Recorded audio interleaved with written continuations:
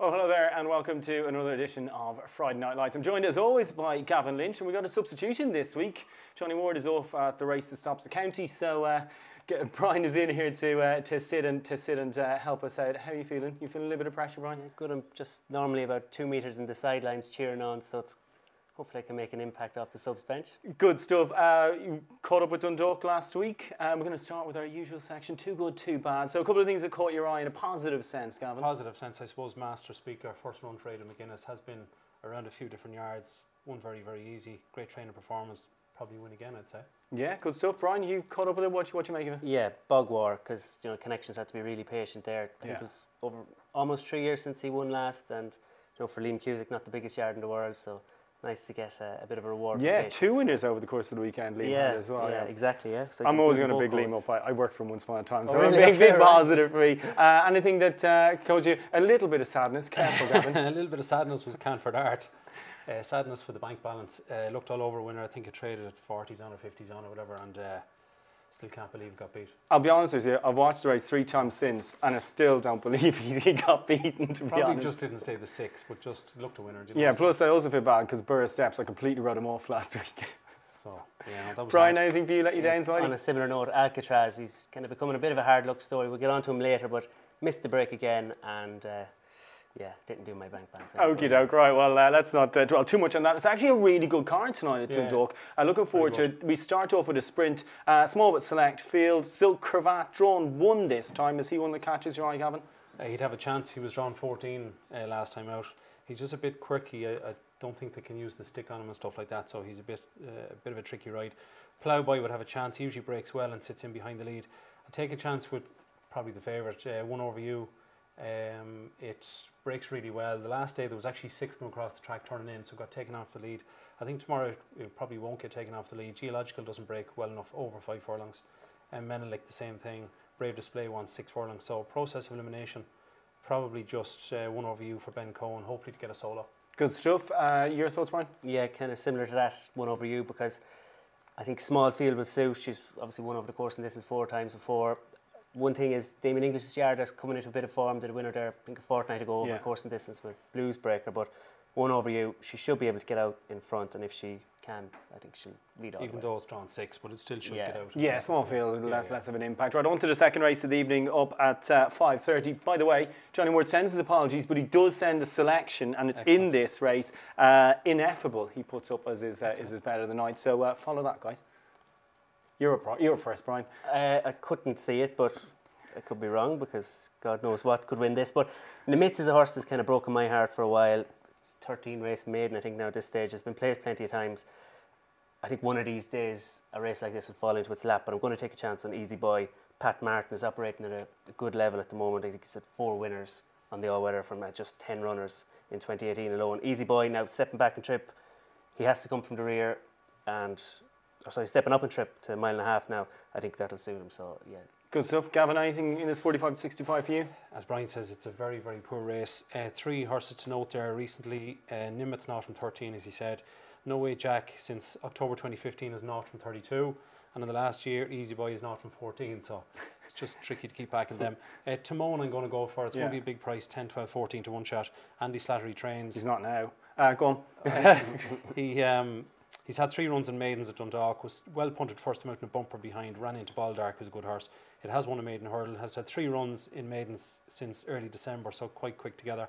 Ben Cohen rides, claims £7. Andy Slattery, as I said, so Timon at a big price. Good stuff. Right, well, on to the third race of the evening, and it is the return of the Queen of Dundalk. They've reinstalled the cash point. Yes. Clear Skies is back. Can you see past her? I can't.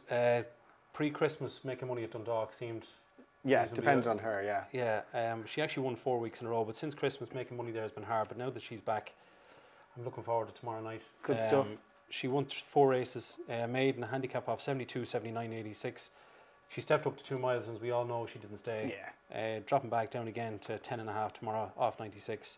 I think Wooster's got away very likely with a £5 penalty. It's only up to 83 from 78. That tanked into the race the last day and won very easy. But yeah, Clear Skies drawn 1, which is a huge positive for it because it likes to be held up and settle and stuff like that. So Clear skies for me, just hoping she wins again. Good stuff. Are you going to look past clear skies? I am. You're not going to come in here and be treacherous to our queen, no? Yeah, well, look, she's a brilliant filly. Obviously, 2 mile stretch for the last day, but she's got that Winter Derby entry, so that's going to be interesting to see if she actually goes on to that. I know actually Dundalk O'Brien said that was a live possibility when he won on, I think, 2 starts back. So, yeah, look, she sets the standard for them all to shoot at. But Worcester, he's gone from looking really exposed to thoroughly progressive now at this stage. So I think a little handicap is within him like this. It's a reasonable pot. I think 15 grand enough for the winner. So, yeah, Worcester for me. Worcester's 2 out of 3 for Noel Kelly, which is a great training performance. Yeah, absolutely, because he used to be trained by Joseph O'Brien. On to the next of the evening. This one, Settle Verbay's in a brilliant winning streak here. He's gone up £15 for those 3 wins on the spin. Has the handicapper got a grip from now, Gav? Possibly not. It's won 3 in a row, as you said. The 3 stalls and those 3 wins are stalled 12, 10 and 12. Tomorrow it's drawn 1, which again is a huge positive. The last day won by 3.5 lengths. The 3 horses that were 2nd, 3rd and 4th were Izzy Bayer Gray, who reposed tomorrow, Reckless Lad also, and Invincible Riker. They've all won since, so the form is very solid. Izzy Bayer Gray is £8 better off the 3.5 lengths, but all his wins have been over 6 and 7. I think Alcatraz is the danger. It flew home over 7 last week, missed the break a little bit as usual.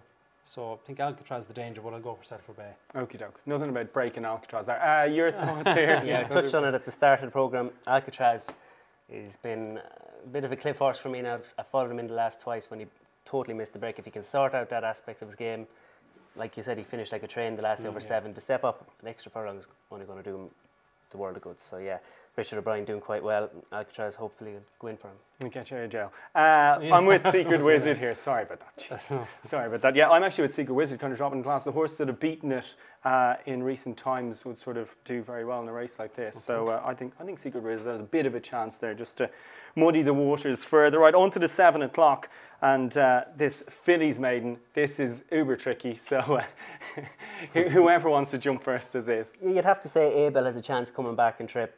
You know, that first run looks quite a good one. That I think it's Ship of Dreams went out and won since, also from Joseph O'Brien's stable. But I just think Peter Fahey's stable have been going quite well, and it might be worth a chance on Dancing Lady. You know, she ran well behind the Colts the last day. I think Zeba and Port Lions went 3rd over this course and distance. So this looks really winnable. She doesn't have the best draw, but you're just taking a chance against Abel, who's going to be a likely favourite. So maybe Dancing Lady in each way price. Yeah, this is a sort of a low bet race or a no bet race, Gavin. No bet race. I think if somebody runs to a proper 70, 75, they win.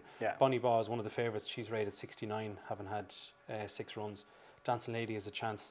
Maybe just Abel travelled very well over 8 and in 10 at Linkfield. I don't think the step down to 7 is going to cause a huge problem. It's drawn 4. So just process of elimination, Abel.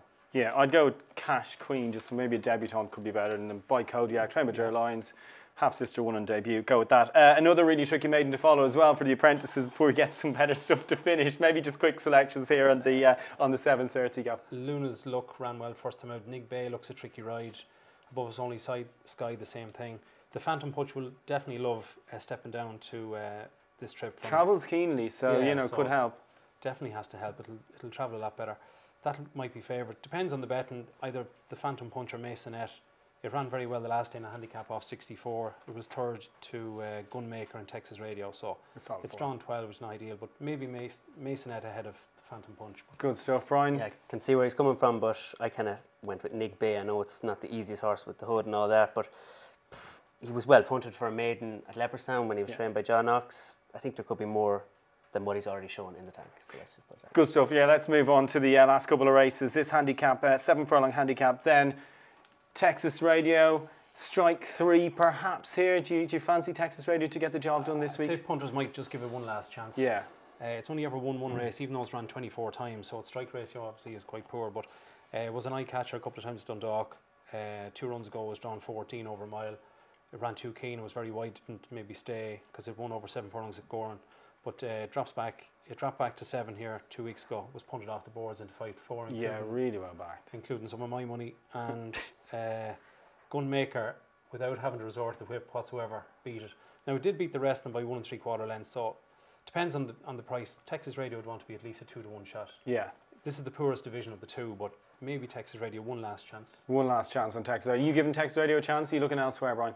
Delegating was the one that jumped out to me. He looks like he's been given a chance by a handicapper. Thomas Sherry, £10 claimer. He won on a horse called Aggression. He's not an easy ride, so he's good value for his £10, and Delegating looks the one. Good stuff. On to the closer on the card. This is an intriguing sort of race. You talked up the chance of Nam last week. Fastidious is well drawn here too. Anything jumping out for you, Brian? Nam, yeah, I think the step up and triple really suit, and yeah, looks like it's got a real good opportunity. Okie doke. Your thoughts? Rosenborg Rider was a bit unlucky last time out. It got blocked a furlong and a half out. Blues Breaker is drawn 2. Don't know if that'll stay. It's only ever won over 5 and 6. But I'm going to go for Fastidious. I think it's the bet of the night. It's drawn 1. All 5 wins have come when I've made the running.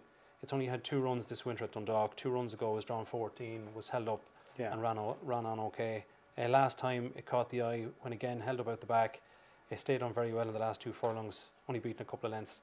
And I think if it jumps out, makes all Fastidious. Yeah, again with that draw, it looks a positive. Yeah. All right, good stuff. Those are the races over the course of the day today. Let's get some best bets then, guys. All right, you're three, Brian. We'll start with you. The guest gets to go thanks. first. Well, I'm going to go straight away against you with Nam. So in the last race, the 8:30, obviously won over you.